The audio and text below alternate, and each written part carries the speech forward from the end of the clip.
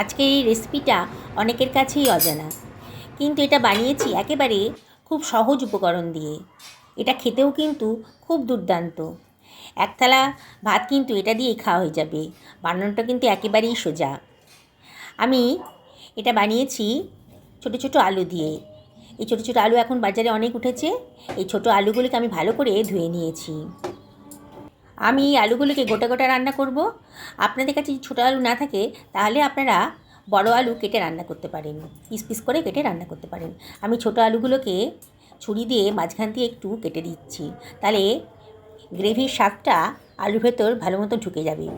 আলুগুলোকে আমি প্রেশার কুকারের মধ্যে দিয়ে দিলাম, জলের মধ্যে দিয়ে দিলাম, দিয়ে একটু লবণ দিয়ে এটাকে আমি একটা সিটি দিয়ে নেব, তাহলে তাড়াতাড়ি রান্নাটা হয়ে যাবে আমার। এবারে আমি মেথির শাক আগে থেকে আমি ভালো করে বেছে রেখে দিয়েছি প্লাস্টিকে ভরে, যাতে তাড়াতাড়ি রান্নাটা হয়। বাজার থেকে আনার পরই আমি এগুলোকে বেছে নিয়ে প্লাস্টিকের মধ্যে রেখে দিই। এবার মেথির শাকগুলোকে আমি কুচি কুচি করে কেটে নেব। মোটা ডাঁটাগুলোকে আমি আগে থেকেই ফেলে দিয়েছি। কচি ডাঁটা আর পাতাগুলোকে আমি কুচি কুচি করে কেটে নিচ্ছি।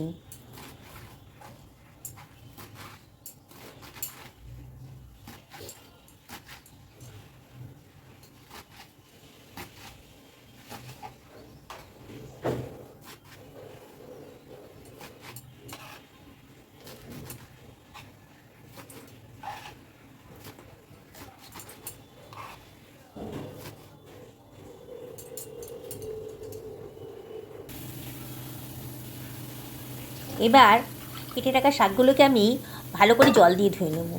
2-3 বার ভালো করে জল দিয়ে জলটা চেঞ্জ করে করে আমি ধুয়ে নেব, যাতে কোনো নোংরা না থাকে।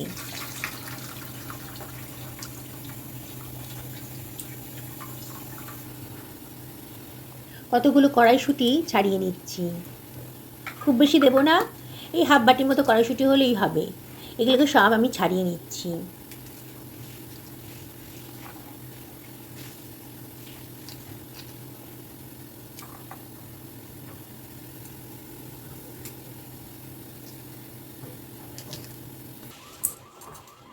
হাফ বাটির মতো হয়ে গেছে। এবার এটা সরিয়ে রাখলাম। একটা গ্রেটার নিয়ে নিয়েছি, নিয়ে গ্রেটারের বড় মুখটা দিয়ে আমি একটা পেঁয়াজকে কুচি করে কেটে নিলাম, মানে গ্রেট করে নিলাম। প্রেসার কুকারে একটা সিটি দেওয়া হয়ে গেছে, খানিকক্ষণ রেস্টে রেখেছিলাম। এবার ঢাকনাটা খুলে দিয়েছি। আলুগুলোকে এবার জল থেকে তুলে অন্য একটা পাত্রের ভেতর রেখে দেবো। একটা লোহার কড়াই গরম করে নিয়েছি। কড়াইটা যখন বেশ গরম হয়ে গেছে, তখন আমি এর ভেতর দিয়ে দিচ্ছি সর্ষের তেল। এখানে 2 টেবিল চামচ মতো সর্ষের তেল আমি দিয়ে দিলাম। দিয়ে এবার সেদ্ধ করে রাখা আলুগুলোকে একটু ভেজে নেব। সামান্য একটুখানি হলুদের গুঁড়ো দিয়ে দিলাম, সামান্য একটু লবণও দিয়ে দিলাম।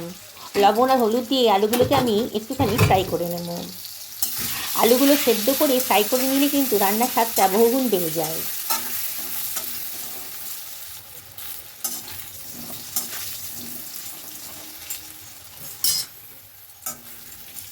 আলুগুলো কালারটা যখন একটু চেঞ্জ হয়ে গেছে, তখন আমি তেল থেকে আলুগুলোকে তুলে অন্য একটা পাত্রের ভেতর রেখে দিলাম। ওই তেলের ভেতরই দিয়ে দিচ্ছি হাফ টি চামচ মতো গোটা জিরে,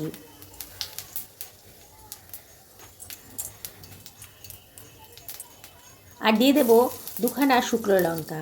শুকনো লঙ্কাটা দিলে পরে খুব সুন্দর একটা ফ্লেভার আসে। আর গ্রেট করে রাখা পেঁয়াজটাও দিয়ে দিচ্ছি, দিয়ে সব কিছু ভালো করে মিশিয়ে নিচ্ছি। পেঁয়াজের কালারটা যখন একটু চেঞ্জ হয়ে গেছে, তখন আমি এর ভেতর দিয়ে দিচ্ছি 1 টেবিল চামচ মতো আদা বাটা, 1 টেবিল চামচ মতো রসুন বাটা, আর দিয়ে দিলাম একটা টমেটো আগে থেকে ধুয়ে কুচি করে কেটে রেখেছিলাম। এবার দিয়ে দিলাম হাফ টি চামচ মতো লবণ, আর দিয়ে দিচ্ছি হাফ টি চামচ মতো হলুদের গুঁড়ো, হাফ টেবিল চামচ মতো ধনের গুঁড়ো, হাফ টেবিল চামচ জিরের গুঁড়ো, আর হাফ টেবিল চামচ লঙ্কার গুঁড়ো। এবারে আমি সব কিছু ভালো করে মিশিয়ে নিচ্ছি। অনবরত কিন্তু নাড়তে হবে।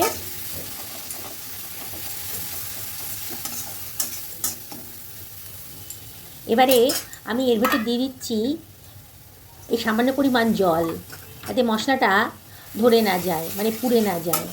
আবার সব কিছু ভালো করে মিশিয়ে নিচ্ছি। মশলাটা খুব ভালো করে কষিয়ে নিতে হবে। রান্নাটা খুবই পুষ্টিকর এবং বানানোটাও কিন্তু খুব সোজা আর খুবই টেস্টি হয়। অনেকেই কিন্তু এইভাবে মেথির শাক রান্না করে খাননি, একবার এইভাবে রান্না করে দেখুন, দারুণ সুন্দর খেতে লাগবে। এবার দিয়ে দিলাম হাফ টু চামচ মতো কিচেন কিং মশলা, আর দিয়ে দিচ্ছি ছাড়িয়ে রাখা মটরটা, আর সেদ্ধ করে ভেজে রাখা আলুটাও দিয়ে দিলাম। দিয়ে আমি সব কিছু ভালো করে মিশিয়ে নিচ্ছি। একবার যদি এরকম করে খান ছোটো ছোটো আলু দিয়ে মেথির শাক, তাহলে কিন্তু আপনাদের ভীষণ ভালো লাগবে। আপনারা প্রায় এটা রান্না করে খেতে থাকবেন। আমরা কিন্তু এটা সপ্তাহে একবার অন্তত বানাই।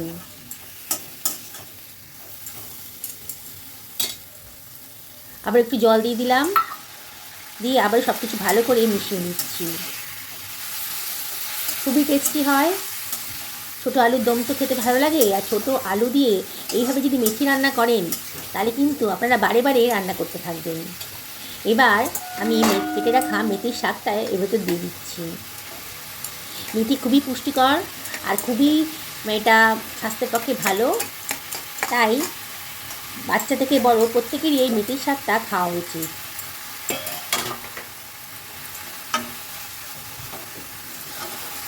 আমি সব কিছু ভালো করে মিশিয়ে নিচ্ছি। এখন দেখে মনে হচ্ছে যে অনেকটা মেথির শাক, কিন্তু খানিক্ষণ পরে এটা মজে যাবে যখন, তখন অনেকটাই কমে যাবে।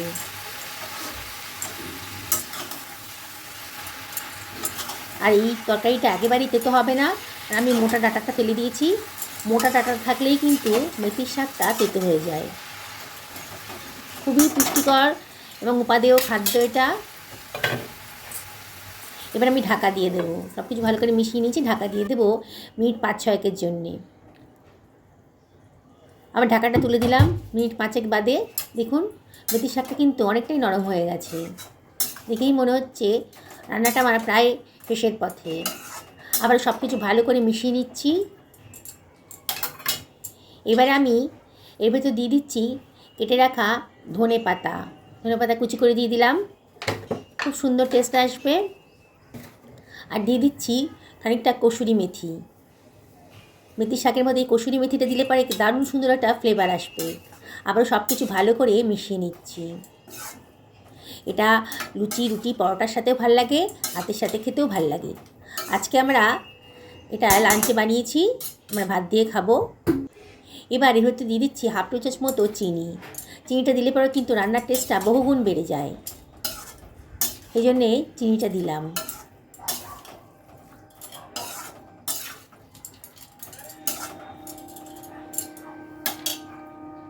আবারও ঢাকা দিয়ে মিনিট 2 রান্না করে নেবো লো ফ্লেমে।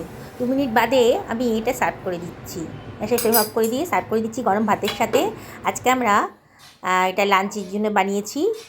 আমার তো এটা দিয়েই সব ভাত খাওয়া হয়ে যাবে। আমার খুবই ভালো লাগে, আমাদের পরিবারের সবারই খুবই পছন্দের রেসিপি।